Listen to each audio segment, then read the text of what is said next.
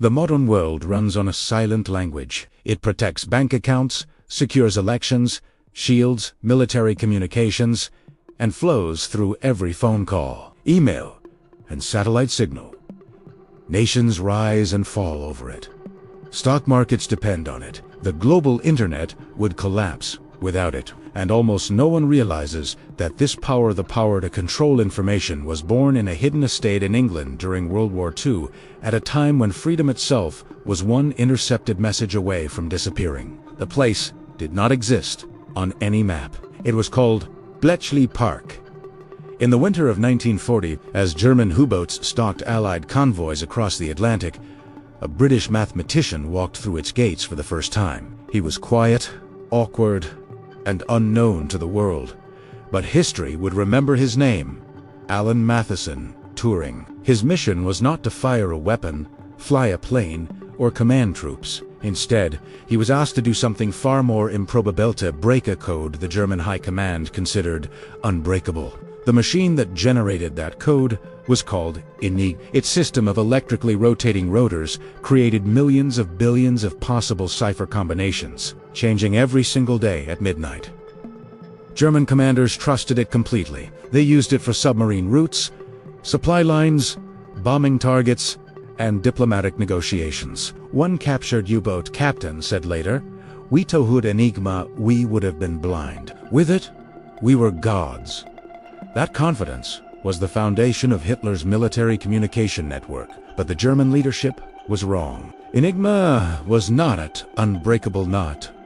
Forever! At Bletchley Park, Turing joined a secret community of mathematicians, linguists, chess masters, engineers, and codebreakers. Their work was so confidential that even decades after the war, families would still not know what their loved ones had done there. They worked in shifts that never ended, surviving on weak tea and the constant ticking of intercepted messages arriving from every front line of the war. As the Battle of the Atlantic raged, the stakes grew unthinkably high. Allied cargo ships carried the very things that kept Britain alive: food, fuel, weapons, medicine. The German U-boat fleet sank them faster than they could be replaced. American shipyards produced more vessels, but the loss of life and supplies was catastrophic. If the Atlantic supply line collapsed, the last major democracy in Europe could collapse with it. Turing knew that breaking Enigma was not simply a mathematical challenge.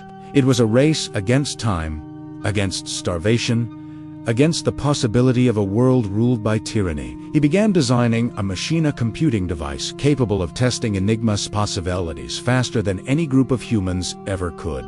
The machine would later be known as the bomb, and it became the blueprint for the first generation of modern computers. Outside the estate, the world saw only explosions, smoke, and the noise of war. But inside Bletchley Park, something quieter and perhaps more powerful was unfolding. A new age of information was beginning, and the weapon shaping it was not steel or fire, but code. The device stood silent at first: rows of metal drums, wires, switches, and rotating cylinders. To the untrained eye, it looked less like a scientific breakthrough and more like a mechanical puzzle abandoned in an engineering workshop. Yet, for those who worked inside Bletchley Park, this invention represented the most radical idea of the war: that a machine could help the Allies think faster than the German command. Alan Turing's design for the bomb, improved with essential contributions from engineer Gordon Welchman, was unlike anything the world had ever seen. This was not just a tool. It was the prototype of a computer, though they did not use that word yet. The term would come later, reshaping human destiny far beyond the battlefields of 1940. Inside HUD 8, the atmosphere vibrated with tension. Cryptanalysts gathered around tables covered in enemy intercepts, marked most secret. Women from the Women's Royal Naval Service, as they were called, operated the bomb machines for long hours, adjusting cables and listening for clicks that might reveal a hidden pattern. When a possible solution emerged, runners carried slips of decoded text across the base, where analysts determined whether they had uncovered weather reports, naval orders, or occasionally a message so critical that it could alter the course of the war. The work demanded not only logic, but restraint, because using decoded intelligence required secrecy so strict that the Germans would suspect nothing. Intelligence gained from Enigma would be used carefully, strategically, never too often so its source, remained invisible. This secrecy later became known as ultra-intelligence, a code name so guarded that even after the war ended, governments hesitated to acknowledge its existence. Historians estimate that the ability to read Enigma shortened the war by 2 to 4 years, saving countless lives across every front. But at the time, few knew the stakes. Submarine attacks in the Atlantic continued, and every letter Turing and his colleagues decoded might mean the difference between a convoy reaching Britain or sinking beneath icy waters. American and British cooperation deepened as Washington shared industrial resources and cryptographic expertise, while Bletchley Park sent intelligence protecting U.S. ships crossing the ocean. The partnership became a cornerstone of Allied strategy. Turing's invention, however, came with personal burdens that history would only fully recognize decades later. Those who worked with him described a man who approached problems with intensity and a mind that never rested. He was not searching for fame, nor did he seek public recognition. To him, mathematics was a responsibility, and every life lost at sea reinforced his urgency. Operators recalled nights when Turing walked the halls alone, deep in thought, calculating new approaches to outpace Enigma's evolving complexity. Each solution was temporary. The Germans updated their encryption settings daily, forcing the cryptanalysts to keep running, thinking, adapting. Meanwhile, the war outside grew increasingly destructive. London suffered under relentless bombing, and U-boats stalked the Atlantic with deadly precision. Yet, in a paradox that would define the century, the greatest shift in power was happening in silence. The bomb was not designed to win a single battle, but to change the nature of warfare itself. Intelligence, once the domain of spies and coded letters, was becoming an information science. The future was no longer measured only in weapons, but in data controlled, protected, encrypted. And although few understood it then, the technology forming inside Hut-8 would not remain confined to military secrets. It would lay the mathematical and engineering foundation for something that would shape every aspect of modern civilization, the digital age. The machine had begun to think, and the world would never be the same. Across the cold waters of the North Atlantic, the most valuable resource of the Allied war effort was not gold, oil, or steel, it was time. Every supply convoy leaving Canada or the United States carried food, medical equipment, ammunition, and fuel, all destined for a Britain fighting with its back against the sea. If these convoys failed to reach their destination, Britain risked collapse. And so, while Turing and his colleagues worked inside Bletchley Park, a parallel struggle unfolded on the waves, a secret war of signals and silence known as the Battle of the Atlantic. At its center stood the German U-boat fleet, lethal and coordinated by Enigma encrypted orders, hunting Allied ships with devastating precision. The German Navy saw the Atlantic as a battlefield where no bullet needed to be fired to win the war. Sink enough merchant vessels, starve Britain, and force Churchill to negotiate. That was the strategy of Admiral Karl Dönitz, mastermind of the U-boat campaign. His Wolfpack's groups of submarines attacking convoys at night grew more organized as new Enigma settings improved communication security. Each time a U-boat commander received encrypted instructions, he trusted that no Allied commander could possibly read them. And for a time, this was true. Entire convoys vanished beneath the waves, leaving behind silence. The numbers told a brutal truth. In 1941 alone, the U-boats sank over 1,300 Allied ships. But as Bletchley Park's breakthroughs advanced, a shift began. With each decrypted intercept, Allied Naval Command could redirect convoys away from Wolfpack positions or send destroyers to hunt submarines lurking in darkness. The British called this intelligence ultra, and its value was beyond calculation. Yet it had to be used carefully. If the Germans noticed patterns in Allied avoidance or counterattacks, they would know Enigma had been compromised. Thus, even when lives could be saved, decisions were sometimes made to protect the secret above all else. It was a moral tension that would follow the cryptanalysts for the rest of their lives. The United States' entry into the war in December 1941 expanded the scale of this intelligence partnership. American cryptologic experts worked alongside British analysts, and Washington's industrial might helped produce more decoding machines. The cooperation between navies became a model of Allied coordination. Convoys improved formations, escorts grew more effective, and long-range aircraft began patrolling previously unreachable waters. Still, the danger remained constant. A broken code did not end.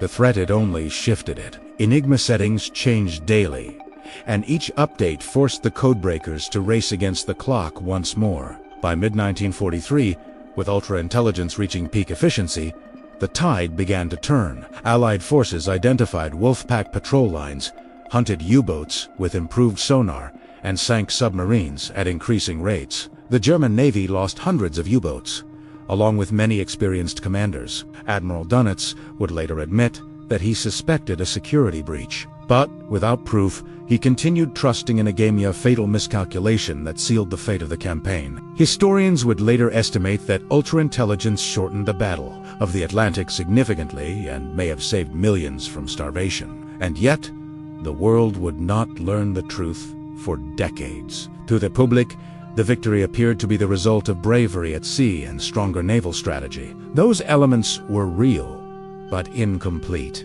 The battle was not won solely by torpedoes or depth charges, but by something far quieter, a pattern of letters and numbers unlocked in a country house miles from the ocean. A war that once depended on steel had begun to depend on information, and from that point forward, the world would never wage war or secure peace the same way again. Inside Bletchley Park, the pressure increased with every passing month. The war was expanding, and so was the demand for accurate, timely intelligence. The decoding of Enigma messages had become an essential part of Allied strategy, but even with Turing's bomb and the brilliant minds operating it, the task was immense. That was when a new partnership began to take shape, one that would redefine the relationship between two nations and alter the course of global power for generations. It was the beginning of the Anglo-American Intelligence Alliance, an unprecedented exchange of secrets between the United Kingdom and the United States. This alliance was not guaranteed. The U.S. had historically been cautious about sharing classified technology and methods, even with allies. But as German U-boat attacks intensified and the scale of Enigma's threat became undeniable, both countries recognized that cooperation was not optional, it was survival. In early 1941, months before the U.S. formally entered the war, British cryptologists discreetly traveled to Washington, carrying priceless cargo, an Enigma machine, and detailed plans of Turing's early bomb designs. American officials understood immediately what this meant. Access to the inner workings of Enigma provided a path to understanding the German war machine from the inside out. When the U.S. entered the war after Pearl Harbor, the partnership expanded dramatically. American industry produced complex decoding equipment at a scale Britain could not match. Engineers at the National Cash Register Corporation in Dayton, Ohio, built improved versions of the bomb-fast, more reliable, and capable of working around the clock. These American bombs, combined with British expertise, formed the backbone of a transatlantic intelligence network. It was a merging of minds, machines, and missions, unlike anything seen before. Messages intercepted by American listening stations were sent to Bletchley Park, decoded, and returned across the ocean to guide Allied convoys and strategic planners. Yet, despite this unprecedented cooperation, secrecy remained absolute. Ultra-intelligence was known only to a few hundred people on both continents, each bound by oaths that would last long after the war's end. Even commanders in the field often received intelligence without being told its source. The goal was simple.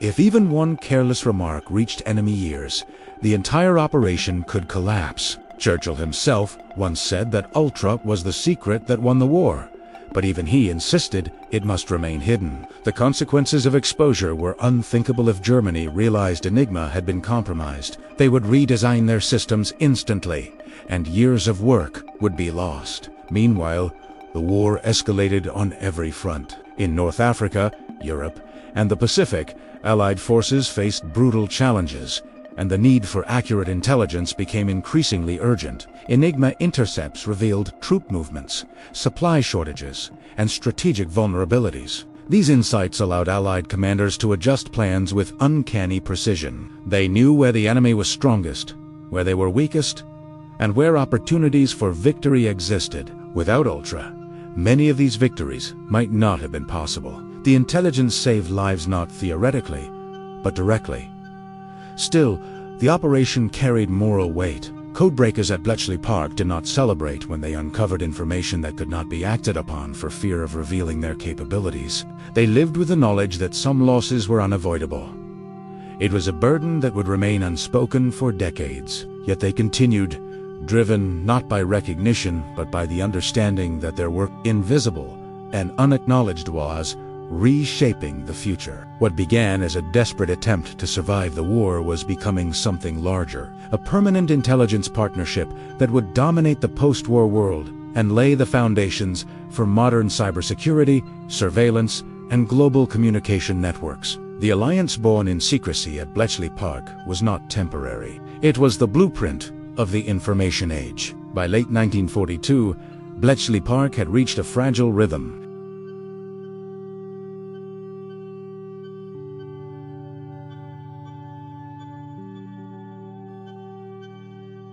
Yet the codebreakers knew one truth more than any other. Enigma was never truly beaten, only understood long enough to keep pace with it. Every night at midnight, the German military changed the internal settings of its cipher machines. Each new dawn presented a new puzzle. Then, in early 1942, the dangerous scenario, long feared, finally occurred. The Germans upgraded Enigma. The German Navy introduced a new version of the encryption device, the four-rotor Enigma, used primarily by U-boats in the Atlantic. The change was catastrophic for Allied intelligence. Messages that had been reliably decoded now appeared as meaningless patterns once again. Convoy routes were planned with less guidance, and U-boats regained the advantage. Historians would later call it the blackout, a period when ultra-intelligence went dark, and the Allies watched the Atlantic slip toward renewed chaos. Allied losses surged as ships carrying American and Canadian supplies were struck down in the cold waters. It was a sobering reminder that the war of information was as unstable as the war of steel and fire. Inside Hut 8, frustration built. Analysts attempted to recover the pattern, but the four-rotor machine had exponentially increased the combinations. The British intelligence leadership understood that without a breakthrough, the battle for the Atlantic could tilt toward disaster. Meanwhile, Turing was already drafting new mathematical approaches, exploring adjustments to the logic of the bomb that could handle the additional rotor. American partners accelerated production of more advanced decoding machines, and engineering workshops in Ohio and London worked simultaneously to adapt to Germany's shift. It was a transatlantic emergency. A turning point came from the ocean itself. In October 1942, Allied forces captured a German submarine, U-559, in a daring and costly boarding operation. Sailors retrieved codebooks and critical Enigma documents moments before the vessel sank. The intelligence gathered did not solve the problem by itself, but it provided a vital thread enough for Bletchley Park cryptographers to reconstruct the logic of the new machine. The sacrifice made that day would never be widely known, but its consequences were immense. The path back into Enigma's secrets had reopened. With renewed momentum, Turing and fellow cryptanalysts Gordon Wells, Hugh Alexander, and others refined the bomb's algorithms. By late 1942 and into early 1943, Bletchley Park successfully began reading the four-rotor traffic. The impact was immediate. U-boat losses increased, convoys reached British ports with greater safety, and the German Navy unknowingly drifted toward strategic collapse. In war rooms across London and Washington, relief replaced dread. Yet, the moment did not belong to a single genius, machine, or act of bravery. It was the cumulative weight of thousands of analysts, engineers, sailors, mathematicians, radio operators across multiple nations. The victory reinforced a lesson that would define the post-war world.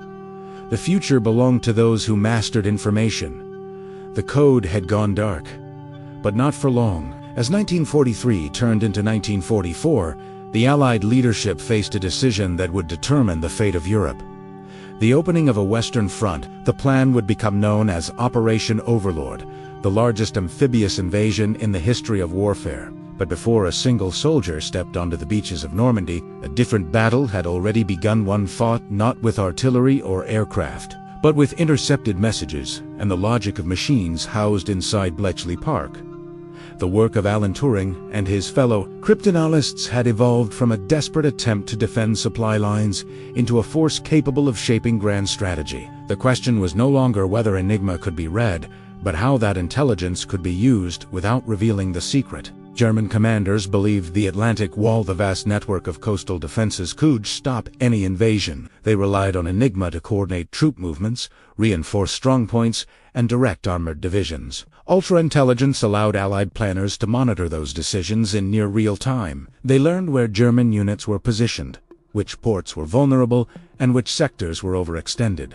Crucially, decrypted messages revealed that Adolf Hitler and his high command expected an Allied landing not in Normandy, but near Pas-de-Calais, the narrowest point between Britain and France. This misunderstanding became the foundation of an elaborate deception operation known as Fortitude. To protect the Enigma secret, Allied strategists faced a moral and tactical dilemma.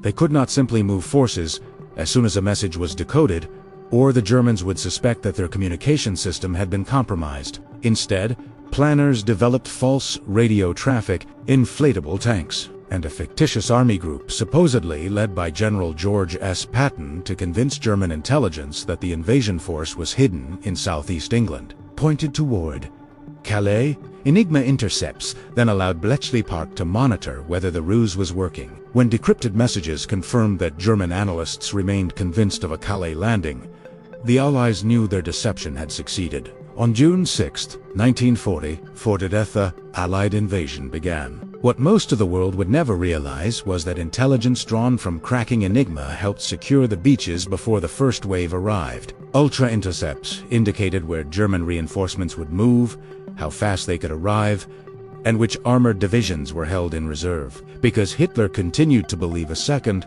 larger invasion was coming at Calais, he hesitated to release those forces, buying crucial time for Allied troops to establish a foothold on the Normandy coast. Historians would later argue that this hesitation, informed indirectly by ultra-intelligence, may have influenced the success of the invasion more than any single weapon or battlefield maneuver. Inside Bletchley Park, however, there were no celebrations. Those who decrypted the messages were not on the beaches, and they did not know the names of the men whose lives their work had protected. They continued their midnight shifts, decoding transmissions about German supply shortages, movement of artillery, and responses to the invasion. Their task remained unchanged: deliver intelligence and remain unnoticed. The greatest secret of the war could not be revealed, not yet. For the soldiers fighting through the hedgerows of Normandy, the source of their advantage was invisible. For the officers planning the next phase of the campaign, it was indispensable. For the future of modern warfare, it was transformative. Ultra did not win DD alone, but it shaped it, informed it, and guarded it in silence. A new world was forming, one where wars could be influenced not just by armies, but by information. When Germany surrendered in May 1945, celebrations erupted across London, New York, and countless towns that had waited years to see the end of the conflict. Streets filled with voices, music, and flags, and families embraced as church bells rang for peace. Yet, far from the crowds, behind the walls of Bletchley Park, a very different atmosphere prevailed. The war was over, but the work of the codebreakers did not end because the Allies were about to face a new geopolitical reality. Ultra-intelligence, born out of Turing's breakthroughs, would not be dismantled. It would become the foundation of an evolving global intelligence structure that would operate during an era soon known as the Cold War. The official order arrived. Quickly, all personnel connected to Bletchley Park were bound to absolute silence under the British Official Secrets Act. They could not tell their parents, spouses, children, or anyone else what they had done. Many left believing their work would never be acknowledged. Turing, Gordon Welchman, Joan Clark, and thousands of others dispersed into civilian life while their achievements remained classified. Machines were dismantled, blueprints destroyed, and documents locked away. A secret that helped turn the tide of World War II was intentionally buried beneath layers of silence, not out of shame, but because the world had not grown safer had grown more complicated as tensions grew between former wartime allies, especially between the Western powers and the Soviet Union. Cryptography became a strategic cornerstone for both sides. Governments recognized that control over information, whether for diplomacy, military planning, or economic negotiation, determined the balance of power. The methods pioneered at Bletchley Park informed the development of new encryption systems, and the concept of signals intelligence, or SIGINT, became central to national defense. Intelligence agencies such as Britain, SGC, HQ, and America, SNSA, drew directly from wartime cryptologic lessons. The War of Codes did not end. It merely changed fronts. For decades, the public had no idea that such a revolution had taken place. Historians wrote volumes on tank divisions and air campaigns, but very little on the silent war of mathematics and intercepted signals. Veterans who had served at Bletchley faced a unique burden.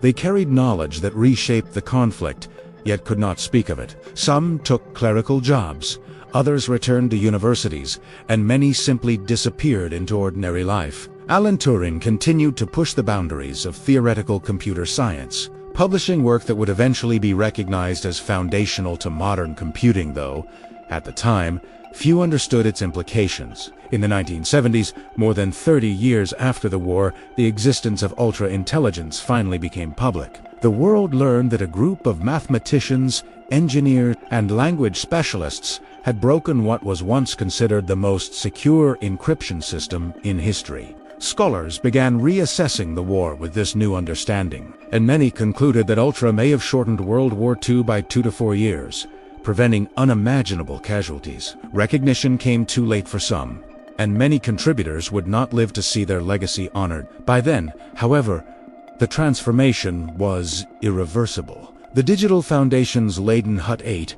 had already begun spreading into industries, governments, and eventually private life. The age of computation was underway, and a technology designed in desperation to protect convoys and decode submarine orders was quietly evolving into something far larger, a system that would shape the modern world. Ultra had not vanished. It had merely changed form into the encrypted architecture of global communication, and soon its influence would extend far beyond anything Turing or his colleagues could have imagined. In the decades that followed World War II, the world unknowingly stepped into a new era, one built on encrypted signals, secure communications, and the power of computation. The ideas developed in Bletchley Park did not remain confined to military command rooms or intelligence agencies. They became the foundation of modern digital infrastructure. By the 1970s and 1980s, governments, banks, and emerging computer companies began adopting encryption methods based on principles first applied against Enigma. The global economy was transforming, and once again, information, not oil, gold, or steel, became the world's most valuable resource. As personal computers emerged, so did the need to protect data. Financial institutions relied on cryptographic protocols to transfer funds. Satellites transmitted secure signals for communication and navigation. Intelligence agencies across the world expanded their digital capabilities. And in 1991, a breakthrough made encryption part of everyday life. A computer scientist named Phil Zimmermann released PGP, Pretty Good Privacy, a software that allowed ordinary people to encrypt emails. It was one of the first public tools based on the same mathematical concepts that Turing and others helped pioneer. The principle was identical. Only those with the correct key could read the message. Then came the true turning point: the rise of the Internet. As billions of users connected across continents, cryptography evolved from a military secret into a civilian necessity. Online banking, medical records, social networks, messaging apps, and global commerce all required secure encryption. Without it, the digital world would collapse. HTTPS protocols, digital certificates, and secure authentication systems ensured trust between strangers exchanging information across oceans. Modern Americans rarely think about cryptographic security when checking a bank balance or sending a private message. Yet the mechanism protecting them descends directly from the struggle inside Hut 8. The influence of wartime cryptanalysis extended into geopolitics as well. The United States and the United Kingdom, whose partnership began with Enigma, continued to collaborate through the Five Eyes Intelligence Alliance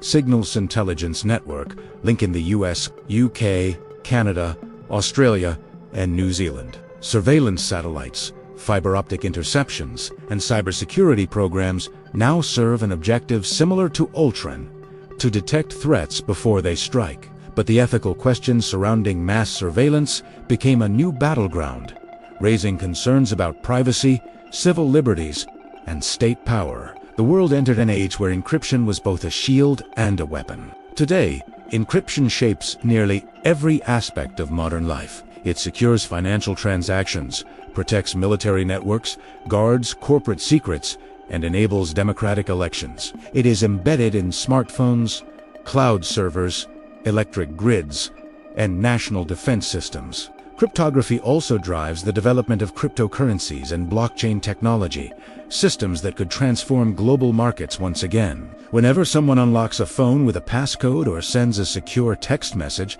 they are interacting knowingly or not with the legacy of wartime code-breaking. Alan Turing did not live to see this world, nor did many who worked beside him. But their achievements are present in every encrypted heartbeat of the digital age. The war they fought quietly has never truly ended. It changed shape, moving from submarine radio waves to streams of light traveling through fiber optic cables. The silent war of information now defines global power. The code once used to save a nation is now the architecture that runs the modern world, a technology born out of necessity, perfected in secrecy, and still quietly in control.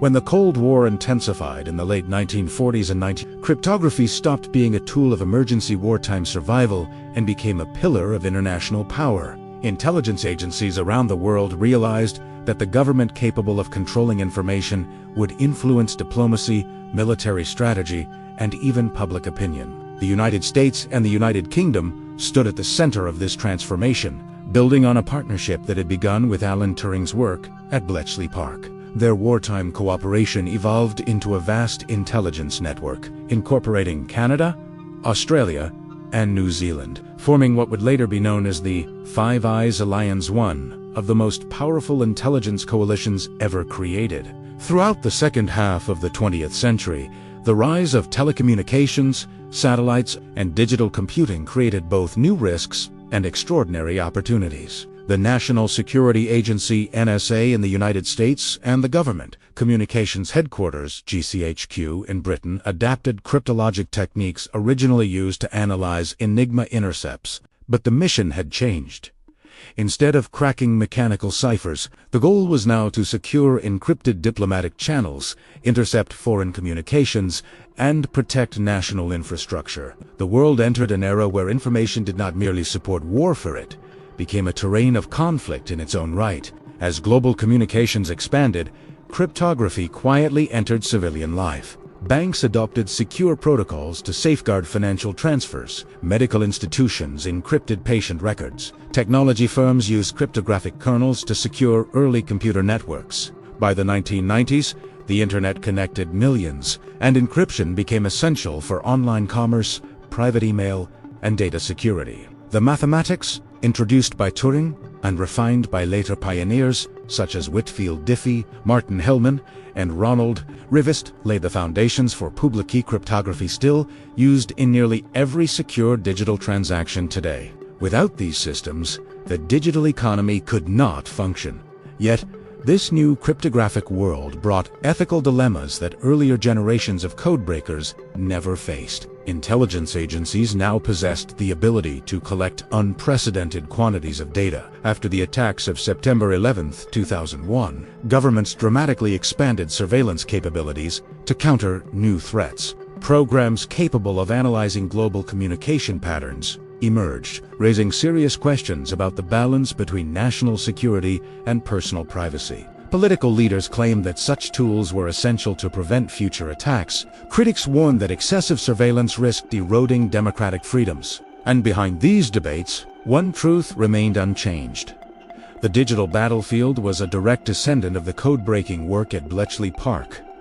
Meanwhile, encrypted communication evolved beyond government and military use. Everyday Americans began to rely on it to protect their phones, bank accounts, medical histories, and conversations. Encryption became so integrated into modern technology that most people used it without realizing it. Text messages, GPS navigation, online voting systems, power grids, airline traffic control, each depended on cryptographic security derived from principles refined during World War II.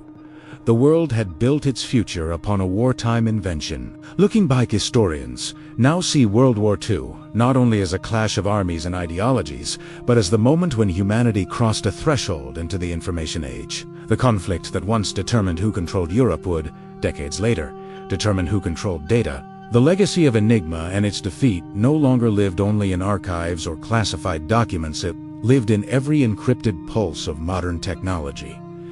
The war had ended.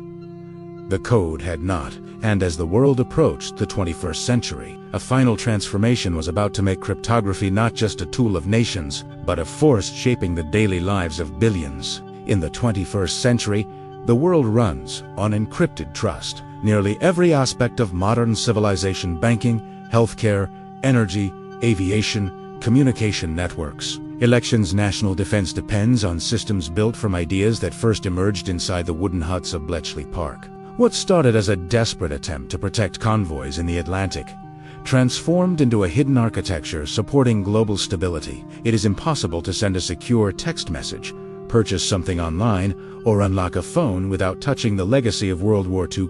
The war ended, but the mathematics never did. Many technologies evolved slowly, but cryptography changed the world twice.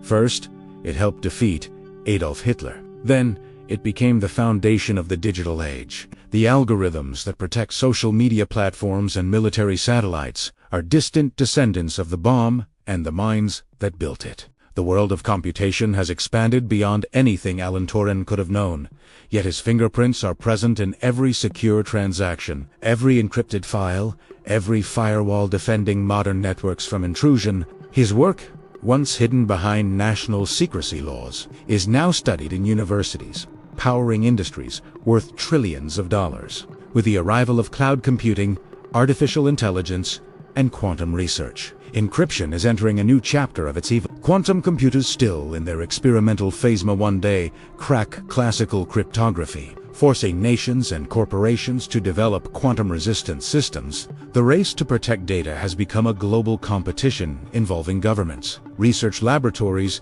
and private companies. The stakes are immense. Whoever leads in cryptography will command not armies, but information, markets, and digital infrastructure. The battlefield of the future is neither land nor sea, but the encrypted space between devices. Yet, amid this complexity, there is a human story that cannot be overlooked. After decades of silence, the contributions of the Bletchley Park codebreakers finally received public recognition. Memorials were built, books were written, films and documentaries introduced new generations to the people behind the code. Among them was Alan Turing, whose later persecution and tragic death became a reminder that nations can depend on great minds while failing to protect them. In 2009, the British government issued an official apology for his treatment. In 2013, Queen Elizabeth II granted him a posthumous royal pardon. His legacy, once hidden, now stands as an essential chapter in the story of human ingenuity. Today, encryption protects the freedoms that it once fought to preserve. It allows journalists to investigate corruption, protects dissidents living under authoritarian regimes, and shields humanitarian organizations working in conflict zones. It also secures free elections, supports global commerce, and enables medical research that crosses borders. The technologies that emerged from World War II continue to shape the rights and responsibilities of nations and individuals alike. The code that was never meant to be broken became the code that safeguards billions. The quiet war of information did not merely win a conflict, it built the world that came after it. And in every encrypted signal, in every secure message, one can still hear the echo of a machine turning in a quiet English estate, rewriting history one calculation at a time.